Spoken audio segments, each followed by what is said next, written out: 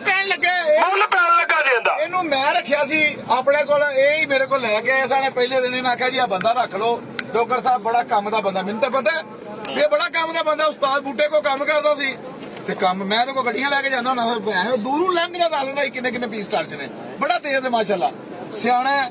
ਇਹ ਮੇਰੇ ਕੋਲ ਲੈ ਕੇ ਆਏ, ਮੈਂ ਕਿਹਾ ਔਖੇ ਕਰੋ, ਮੈਂ ਇਹਨੂੰ ਰੱਖ ਲਿਆ। ਦੂਜੇ ਦਿਨ ਹੀ ਇਹਨਾਂ ਨੇ ਆਖਿਆ ਇਹਨੂੰ ਵੀ ਆਪਾਂ ਦੇਣਾ ਹੈ ਤੇ ਆਪਾਂ ਜੋ ਡੋਗਰ ਨੂੰ ਵੱਧ ਦਿੰਨੇ ਆ, ਗੱਡੀਆਂ ਲੈ ਕੇ ਦਿੰਦਾ ਸਾਨੂੰ, ਇਹਨੂੰ ਆਪਾਂ ਆਪਣੇ ਨਾਲ ਰੱਖਣੇ, ਨਾਲੇ ਗੱਡੀ ਚਲਾਇਆ ਕਰੇਗਾ, ਨਾਲੇ ਗੱਡੀਆਂ ਚੱਕ ਕਰਿਆ ਕਰੇਗਾ, ਸਾਡੇ ਘਰ ਦੇ ਕੰਮ ਵੀ ਕਰਿਆ ਕਰੇਗਾ।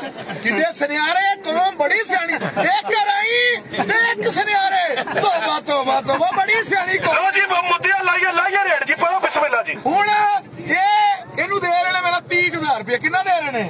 ਇਹ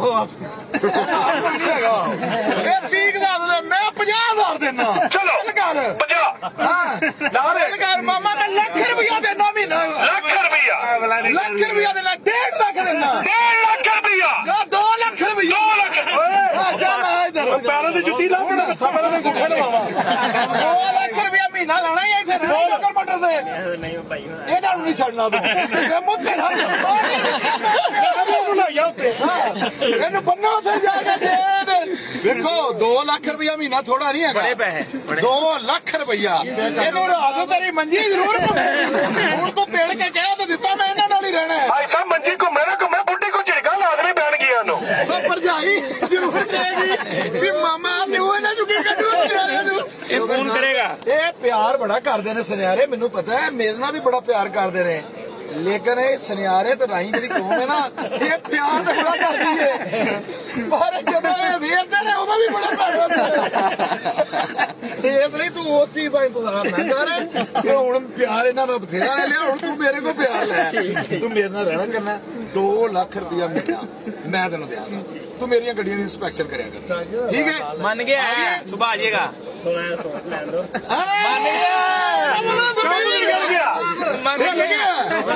ਹੁਣ ਸੁਣਿਆ ਨਹੀਂ ਜੀ, ਇਹ ਮੰਜੀ ਘੁੰਮਣ ਤੋਂ ਪਹਿਲਾਂ ਹੀ ਘੁੰਮ ਗਈ। 2 ਲੱਖ ਰੁਪਇਆ ਮਹੀਨਾ। ਭਾਈ ਜੀ ਕੀ ਹੋ ਗਿਆ ਜਿਹੜਾ ਬੰਦਾ 30,000 ਲੈਂਦਾ? ਉਸ ਬੰਦੇ ਨੇ ਫੌਰੀ ਜਵਾਬ ਨਹੀਂ ਦਿੱਤਾ, ਉਹਨੇ ਪੈਸੇ ਨੂੰ ਤਰਜੀਹ ਨਹੀਂ ਦਿੱਤੀ। ਪੈਸੇ ਨੇ ਉਹ ਬੰਦੇ ਨੂੰ ਰਾਈ ਅੱਗੇ ਸੁਨਿਆਰੇ ਦਾ ਬੰਦੇ, ਇਹ ਸੁਨਿਆਰੇ ਤੇ ਰਾਈ ਕੌਮ ਵੀ ਐਸੀ, ਇਹਨਾਂ ਨੂੰ ਛੱਡਣ ਨੂੰ ਦਿਲ ਹੀ ਨਹੀਂ ਕਰਦਾ। 2 ਲੱਖ ਰੁਪਇਆ 12 ਦਿਨਾਂ ਦਾ। ਇਹਨਾਂ ਨੂੰ ਯਾਰ, ਇਹ ਜਿਹੜੀ ਕੌਮ ਹੈ, 2 ਕੌਮਾਂ ਨੇ, ਇੱਕ ਸੁਨਿਆਰੇ ਤੇ ਇੱਕ ਰਾਈ। ਇਹਨਾਂ ਕੋਲ ਆਣਾ ਸੌਖਾ ਹੈ, ਇਹਨਾਂ ਕੋਲੋਂ ਜਾਣਾ ਬਹੁਤ ਔਖਾ ਹੈ। ਜਿਵੇਂ ਡੋਗਰ ਮੋਟਰ ਤੇ ਆਣਾ ਸੌਖਾ। ਹਾਂਜੀ, ਜਦੋਂ ਨਕਸਲ ਲੱਗਦਾ ਇੱਕ ਅੰਗੂਠੀ ਪਾਉਂਦੇ ਨੇ ਉਹ ਇਹ ਬਹੁਤ ਸਿਆਣੇ